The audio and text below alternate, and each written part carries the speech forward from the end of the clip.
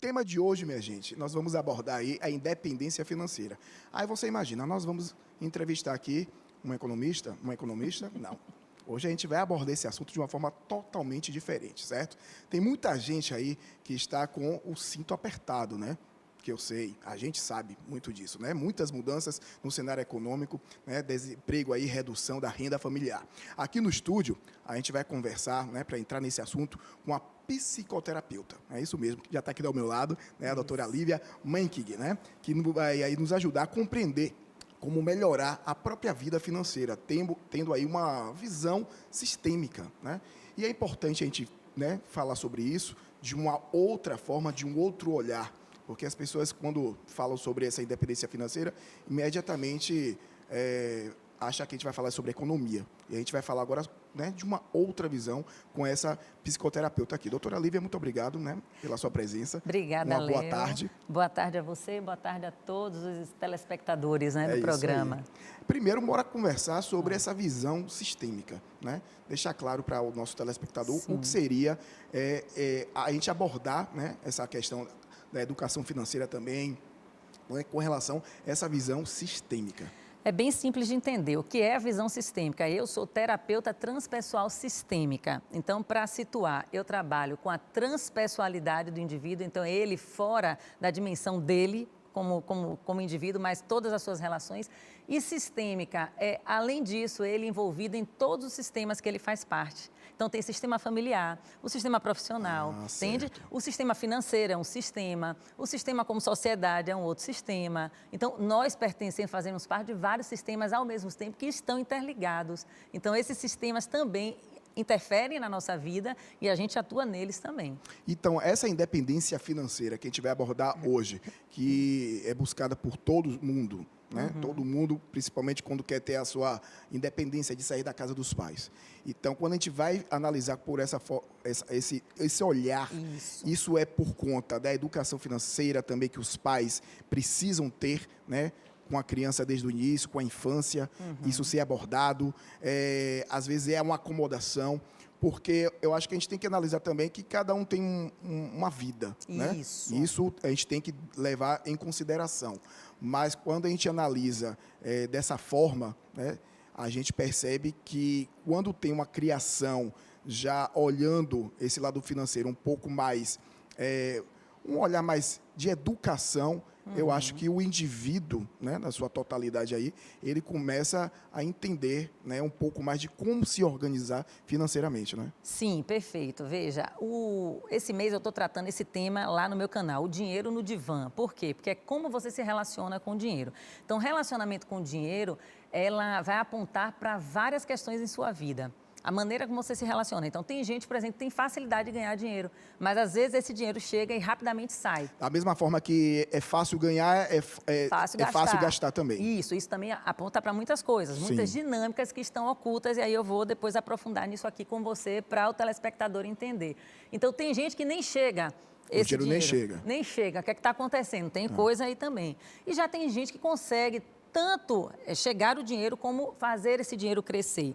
Então, não se trata só de uma educação financeira. É importante? É, porque eu preciso saber lidar com isso, o dinheiro, né, é uma ferramenta, e preciso saber lidar com ele também sistemicamente. Então, quando você fala, se trata de uma vida, a pessoa nasce, quando ela nasce aonde? Num sistema familiar. Ela já chega ali fazendo parte de toda uma estrutura familiar. Ela vai ter os pais, né, os ancestrais, avós e tudo mais. E já existe uma história também nesse clã. Já existe toda uma situação vivenciada por esse clã.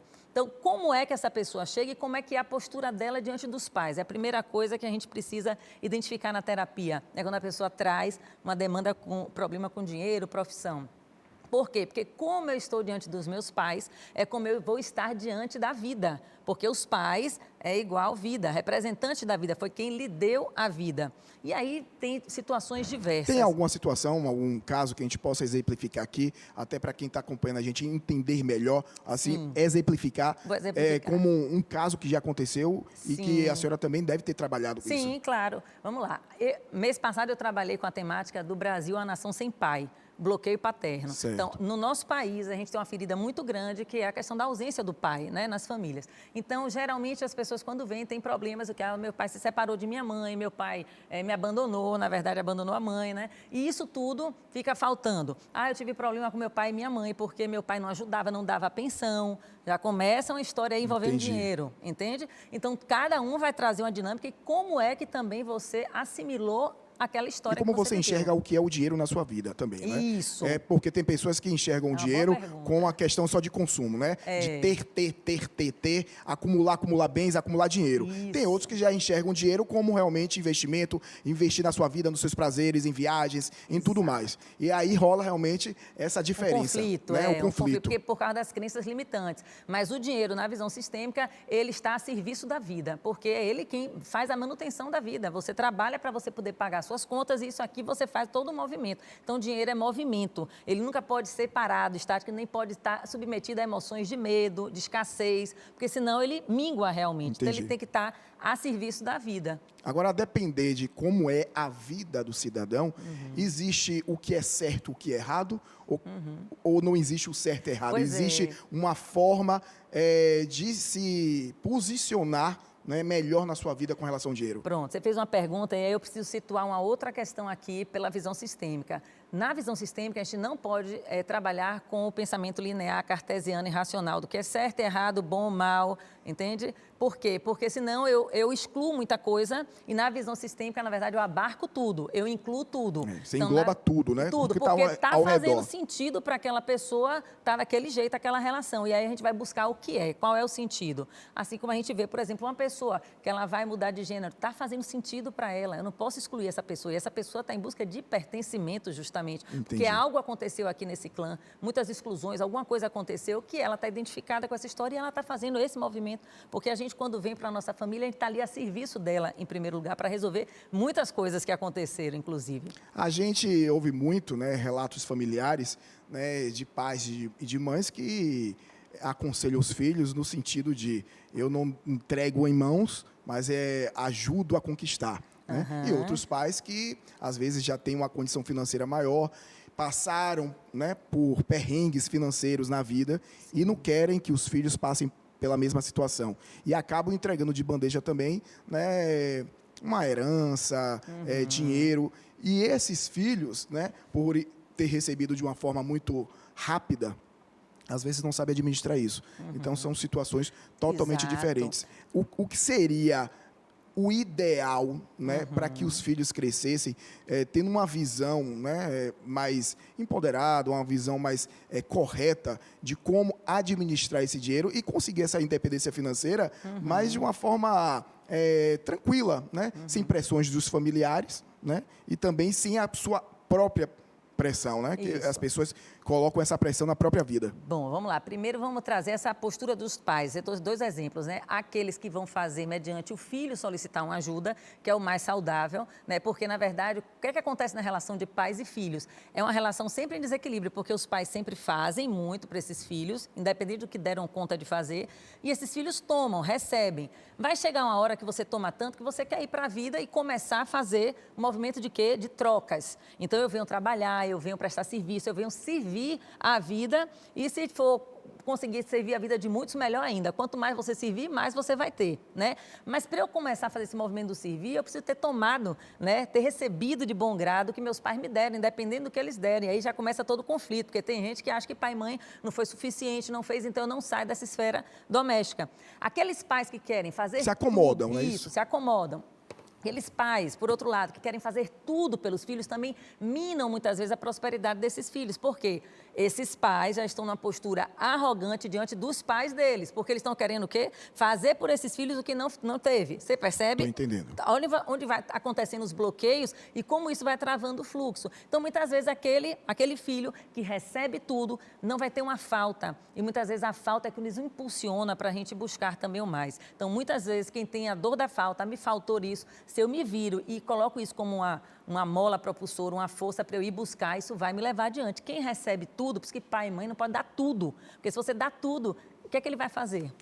Estão entendendo? Isso aí são várias camadas para a gente discutir, não só com relação, né, a questão financeira, mas com a questão de educação também, para a gente não gerar e não criar uma geração que todo mundo comenta aí nas redes sociais, da famosa geração frágil, que não sabe lidar com o não sabe lidar, né, com os erros. E aí é muito preocupante. Nós estamos aqui com a doutora Lívia, né, psicoterapeuta, nós estamos falando justamente isso, sobre essa independência financeira, nessa visão, né, sistêmica, né, um outro olhar que a gente aborda aí, como eu falei, várias camadas. Doutora Lívia, daqui a pouquinho a gente volta a falar, né, durante o programa, vamos discutir bastante esse assunto e vocês estão acompanhando aqui no seu melhor início da tarde, programa Universo na TV Iratu. É isso, Léo. A gente está falando aqui sobre a independência. Eu vou até pegar um gancho, Léo, do que você falou aqui com a doutora e vou insistir nessa questão dos pais, porque eu acho que o começo de tudo a gente aprende em casa.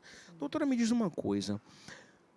Como é que os pais devem se comportar na criação dos filhos, né, mostrando que o dinheiro tem, né, hoje o mundo gira em torno do dinheiro, tem a sua importância, não é isso?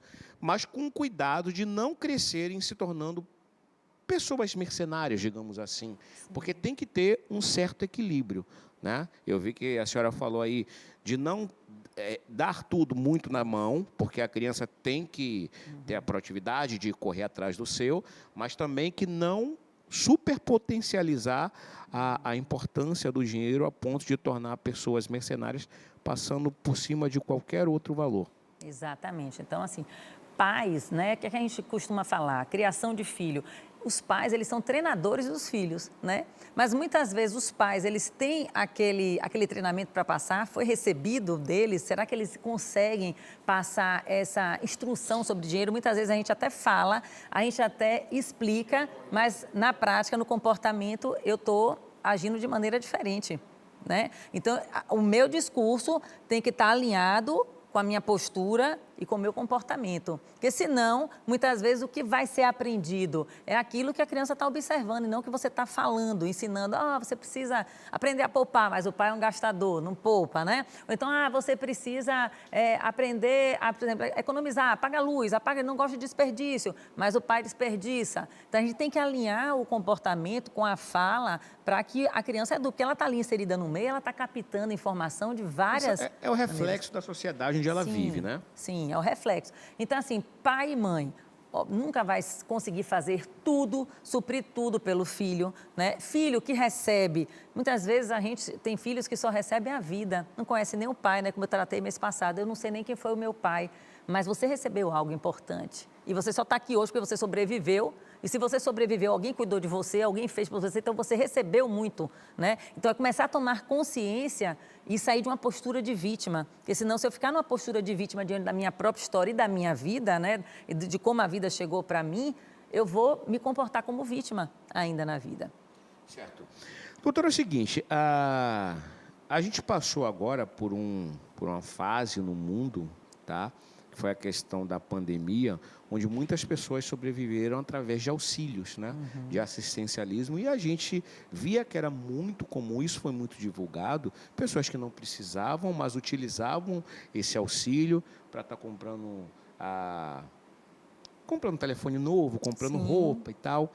E aí alguns questionamentos vieram à tona, a questão até onde esse assistencialismo é benéfico na formação do ser humano e até onde ele começa a atrapalhar, porque a partir do momento, segundo alguns estudos ditam, tá, o assistencialismo tira até a capacidade das pessoas quererem, tá, é como...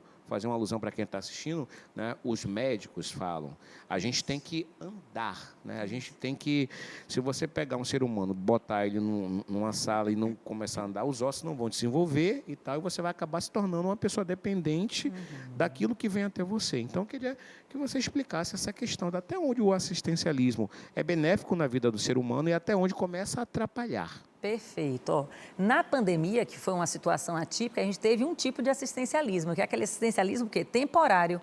Ele teve hora para acabar, né? Por quê? Porque era uma situação emergencial e que muitos precisaram. Aí você me fala, mas teve gente que pegou e usou para um outro fim, né? Não precisava. Aquilo vai se tornar assim, o destino daquela pessoa, porque dívidas não caducam. Se ele lesou a pátria, pegou um dinheiro lá que ele não precisava e ele deu uma outra finalidade aqui, fez outras coisas, com certeza que na alma, quando eu falo na alma, é nesse nosso programa, nessa nossa nuvem de memórias, né, das coisas que a gente faz.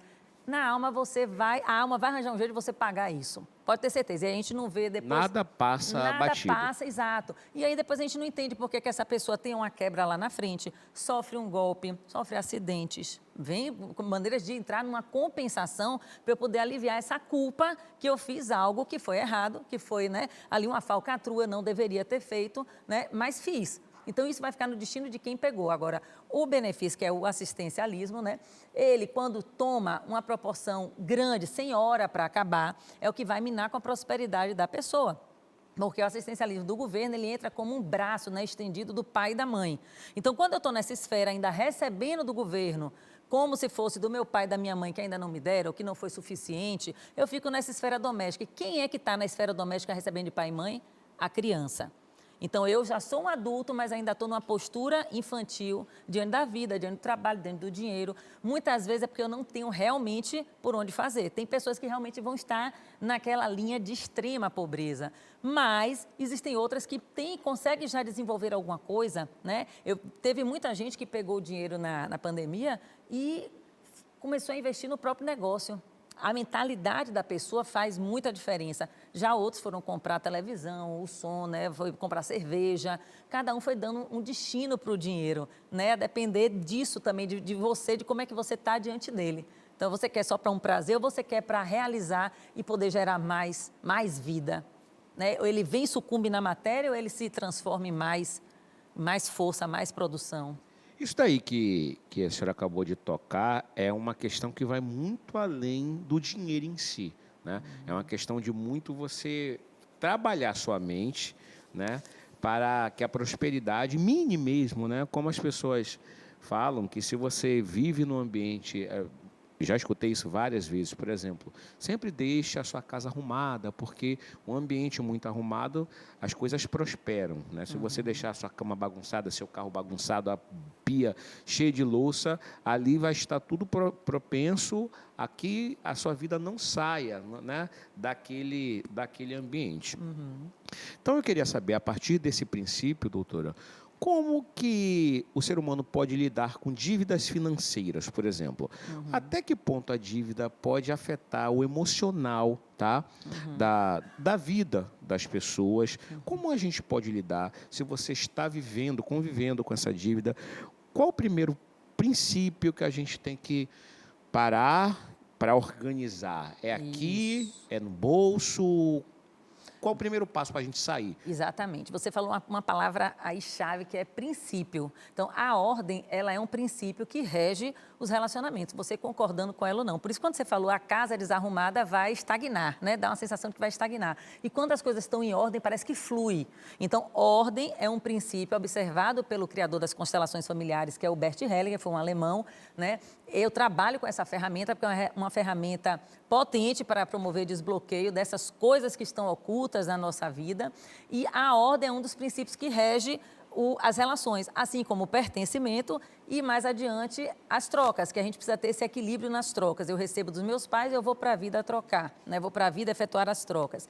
Então, quando você fala de dívida, primeira coisa, eu preciso ter uma postura responsável diante disso. Eu preciso me responsabilizar por aquilo. Porque dívida só é dívida enquanto eu não pago. Mas quando eu começo a pagar, quando eu começo a honrar o mínimo que seja, aquilo deixa de ser uma dívida. E para a cabeça da pessoa, a pessoa precisa, inclusive, configurar isso na sua mente. Porque tem gente que está pagando, né, fez um acordo aí com o banco, com o cartão, com o refinanciamento do carro e acha que está devendo. Não, aquilo você não está devendo. Se você está pagando, você não está mais devendo.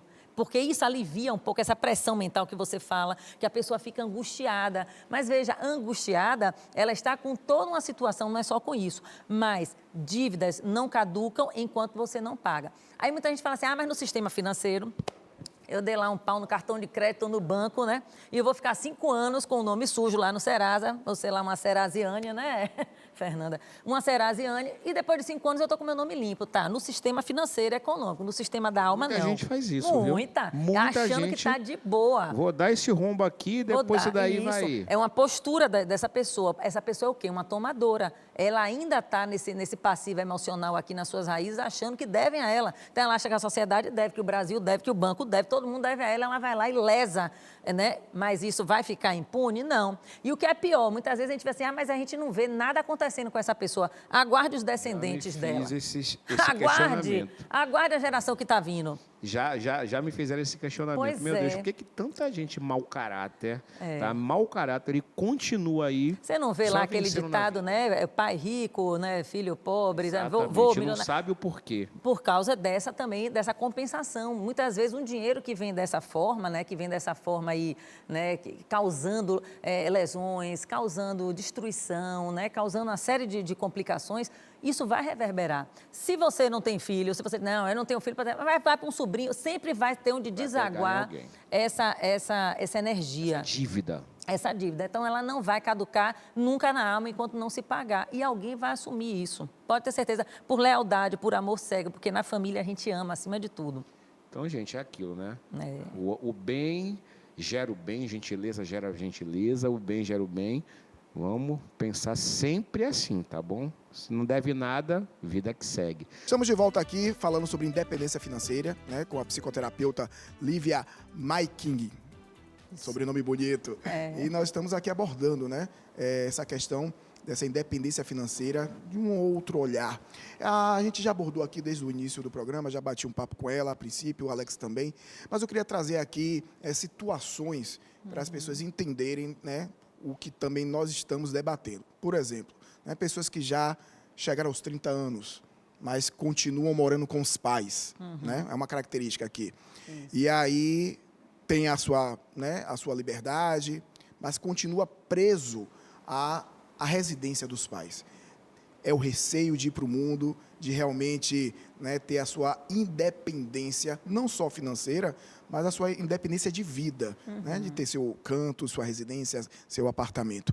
Essas pessoas, né, que possuem esse tipo de comportamento, foram criadas de que forma, a princípio? Foram pais que realmente abraçaram muito e fizeram todas as vontades. Isso acontece geralmente com um filho único ou quando já tem, né, um filho mais velho, um filho mais novo. Bora tentar criar um cenário para as pessoas entenderem, né, essa construção desse debate da independência financeira que nós estamos fazendo. Vamos lá. O que é importante a gente observar, por que essa pessoa não sai?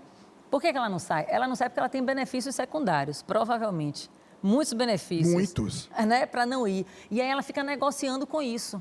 Enquanto ela está ali negociando, está bom para ela, ela fica ali, ou seja, dentro de uma zona de conforto. E zona de conforto é um perigo, porque é uma zona onde você não cresce. Você não tem crescimento em zona de conforto. Por isso que você precisa ir, precisa sair, precisa pagar o preço. Então, muitas vezes a pessoa não quer ir para não pagar esse preço, se arriscar. Mas é perigoso, porque ele ali ainda está na esfera doméstica, né? Uma esfera doméstica e, às vezes, infantil ainda, né? Infantil, correto, numa postura. Provavelmente, se for um homem, ele não vai se relacionar com uma mulher, de fato, né? Ele vai pegar, às vezes, uma mulher que vai estar, ocupar um lugar como se fosse uma mãe dele para direcionar esse homem, né? Fica esperando uma mulher ideal, que não existe, que né? não existe, porque justamente é ideal, ele não se relaciona com o real, né? Então, ou se for uma mulher, ela fica aguardando chegar também aquele homem que vai vir para poder levar, conduzir ou transferir essa responsabilidade que está indo aqui com os pais para essa pessoa. É uma relação clássica de codependência emocional, né? Porque eu tenho medo de ir, eu dependo do outro, espero o outro para poder fazer um movimento. E, na verdade, você tem que ir, vai com medo mesmo, enfrentando, tem que fazer um trabalho. Por isso que eu convido as pessoas à terapia. Porque se você está identificando que você tem um problema na sua dimensão do dinheiro, é porque outras questões, porque a questão de ordem, o dinheiro está lá na frente, outras questões antes estão com problema também. Total. Essa questão que nós estamos abordando aqui da independência financeira é apenas um ponto, né, do que deve estar acontecendo de outros problemas que não foram resolvidos na infância ou na adolescência e que isso pode resultar justamente nesse adulto, né, acomodado, que não está conseguindo superar aí as suas projeções, né, as suas perspectivas, que querem os pais, que os amigos querem, ele também quer, mas às vezes não consegue porque fica preso justamente a essa construção de vida que, de uma certa forma, foi meio errada, né, para o filho. Muitas vezes ele fica culpando os pais, porque minha mãe não gosta, digamos assim, né, aquela sogra lá que olha a nora e diz, não gosto dessa menina. Veja, quem vai se relacionar é você com ela, não é a sua mãe. A sua mãe está lá no pacote também, faz parte, é preciso incluir, não dá para excluir, porque tem muita gente que olha para a sogra, detesto minha sogra, isso tudo já são problemas que precisam ser resolvidos. Não precisa você ter um relacionamento ali com a pessoa, mas olhar e ver que, poxa, o seu parceiro veio por causa daquela mulher. Né? Ele não consegue, você não consegue se relacionar com ele, porque ele é metade a mãe e metade o pai. Como é que você vai excluir? Então, tudo isso, né, essa pessoa ela precisa olhar, porque o que está dentro a gente materializa fora. Se na sua vida está desorganizada, se na sua vida você está com problemas nessa área profissional, às vezes vem para... não fica em emprego nenhum, não se fixa em emprego nenhum, está difícil aí... o tempo todo vínculos, frustrado, não é isso? É, frustrado. Está com problema de vínculo, de vinculação, né, de fazer relacionamentos duradouros. A gente tem que olhar para trás, porque tem coisa aí, tem coisa nessa relação com essa mãe, né? Se você está sem força de ir para a vida, porque cadê a força do pai? O que é que está faltando nesse pai? Às vezes você está julgando ele, você está condenando, você está destituindo o seu pai de poder e de valor também. E às vezes aconteceu muito isso na esfera doméstica lá, da mãe fazer esse movimento com o pai. Então são muitas coisas, entende, Léo? E a gente tem que realmente se abrir para vir para uma terapia e expor, entregar ali, desnudar a alma para eu poder conseguir avançar para outras camadas. Que maravilha. Agora é bom a gente deixar claro para quem está acompanhando a gente, né, que a doutora Lívia é psicoterapeuta e nós estamos trabalhando sobre essa questão, né, da independência financeira, nesse olhar de visão sistêmica, né? Isso. E a gente não está falando, né, porque as pessoas podem estar confundindo a coach, não. Né? Não tem nada a ver. Uma coisa é aqui com uma profissional, né, que é psicoterapeuta, que está falando sobre, né, coisas que acontecem na sua vida, da sua criação, que isso cria bloqueios para você ter justamente a sua independência financeira. Né? Porque a gente vê nas redes sociais, muitas vezes, as pessoas criticando os coaches, né, que se posicionam meio que num Olimpo, onde o que ele fala é o que é o correto e acaba não tendo uma visão de vida, né, do indivíduo. Cada um tem sua vida, cada um tem seus problemas e isso aí realmente, né, faz parte da construção da sua carreira, faz parte da sua autoestima, faz parte, né, de você conseguir ter essa independência financeira. Então, são coisas completamente diferentes. Hoje, com essas redes sociais, você acha que as pessoas ficaram muito mais descontroladas com relação a essa projeção financeira, essa perspectiva de dinheiro, do tipo, almejam coisas que realmente, naquele momento, é inviável, mas ficam sempre idealizando meio que o impossível no momento? Veja bem, mais uma vez você falou, né? Idealização. Idealização é mundo de fantasia. Então, enquanto eu fico ali idealizando, projetando nas redes sociais, vendo aquelas vidas ali, né, perfeitas, sim, fantásticas, sem erros, né?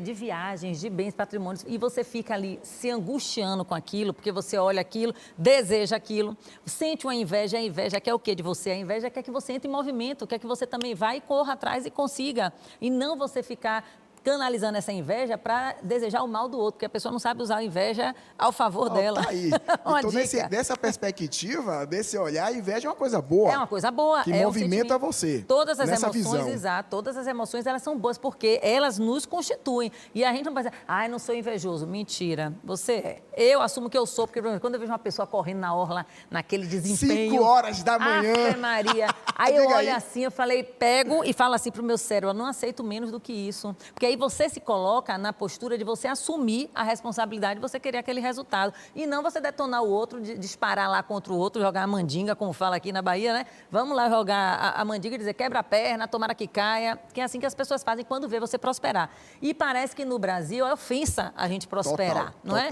Então, prosperar, ganhar dinheiro, parece que é ofensivo. Porque parece que eu estou fazendo alguma coisa errada. E, na verdade, não é. Quando eu faço isso, eu estou desobedecendo a toda uma cadeia de crenças limitantes que eu saio disso, transiciono disso para poder ir seguir na vida.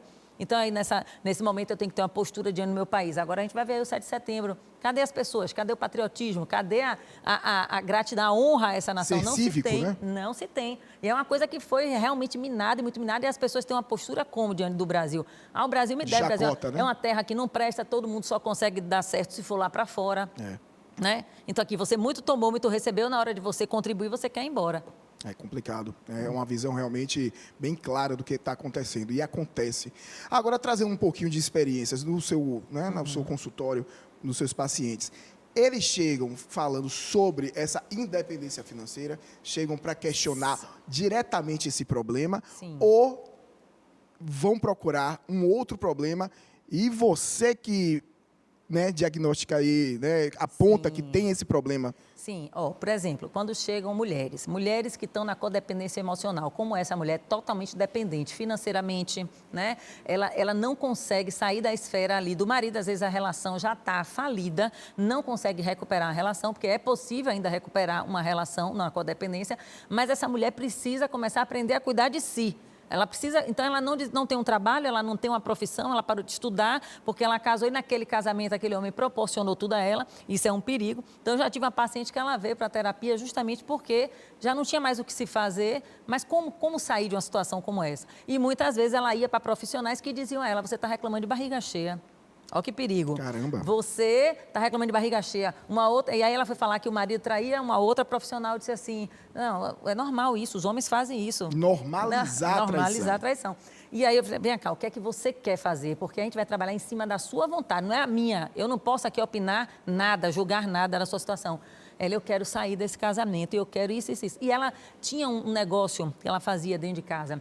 Eu falei, olha, isso aqui que você começou dentro de casa, e ela começou de uma maneira muito assim, para o marido deixar ela fazer isso foi com muito jeitinho, porque ele sabe que se a mulher criar asas, criar independência, ela parte, porque é muito pouco ali, custa caro para a mulher ficar numa relação dessa, entende? Então ela começou a desenvolver um negócio próprio, caseiro, e eu disse a ela, olha, o que você tem é uma semente, e semente onde a gente planta, ela dá fruto, você não sabe quantos frutos tem dentro ali de uma semente, mas você planta ela. Se você quer ir embora daqui, onde você chegar, você já não vai começar do zero, você vai começar de onde você já sabe, né? E deu certo. E ela foi, e ela começou a desenvolver isso nesse outro lugar, e hoje ela está bem. Então, acontece muito isso. A gente precisa aprender a cuidar de si. Quem está em relação de codependência, o desafio maior é isso, é aprender a cuidar de mim, a cuidar das finanças. Tem mulheres que, às vezes, começam a cuidar da finança quando o marido morre, e era ele que comandava tudo. Eu estou com um assim agora, doutora, eu não sabia de nada, não sabia pôr, não sabia nem mexer, nem fazer um Pix, nada. Começar do zero, realmente. Do zero. Né? E tomar posse disso, né? Você tomar posse dessa dimensão da vida que também faz parte, porque eu não posso andar à parte disso, sem ter contato com isso, sem me relacionar com isso, com essa dimensão do dinheiro. Né? E o dinheiro, ele traz isso. O dinheiro, para os judeus chamam dinheiro de cacife. E o cacife, né, é sonho, desejo. Então, o dinheiro é um grande realizador de desejo. Por isso que quem tem, consegue realizar. E quem não tem, fica só aí fantasiando, olhando pela internet, entendeu? Pois é. Estamos falando aqui, minha gente, com a doutora Lívia, psicoterapeuta, falando aí sobre essa questão do din-din, certo? De você ter a sua independência financeira, mas você não consegue por quê? Porque tem aí alguns problemas, né? Da sua vida que não foram resolvidos. Por que você não consegue ganhar dinheiro? Ou porque o dinheiro chega e sai fácil, né, das suas mãos. A gente está aqui batendo esse papo, né, desde o início do programa com a doutora Lívia. Mas olha, gente, a gente vai terminando por aqui. Quero agradecer, doutora, a sua presença. Muito obrigada, viu? Alex. É de extrema importância esse assunto que a gente abordou aqui para a paz, para o ser humano, para a gente poder entender, né, como lidar com esse mundo louco que está aí fora. Quero já que você deixe seus contatos, suas redes sociais, por favor. Minha rede social é Lívia Mainking, Mainking, né? Eu atendo lá no Núcleo de Terapia Jordan Campos. Posso deixar meu celular? Por favor. Posso, 719-9995-2986. E que exemplo belíssimo aí de irmã Dulce, né? Que ela já atua com dinheiro na dimensão espiritual, ou seja, ela é uma grande fazedora, uma grande realizadora e sabia reverter isso como uma mãezona, proporcionando, deixou essa obra linda aí pra gente, é um grande exemplo que a gente tem aqui na nossa cidade, né?